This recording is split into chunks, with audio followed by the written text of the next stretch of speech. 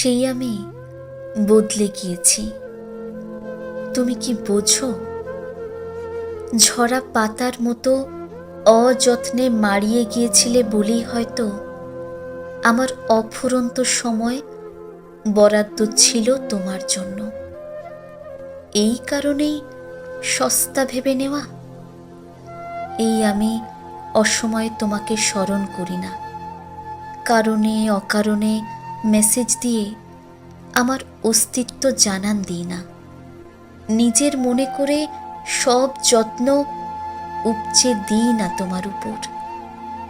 Message, notification, রিলসের আড়ালে একটা আস্ত মানুষ হারালে বোঝো কি শূন্যতা? হয়তো বোঝো, হয়তো বোঝো না।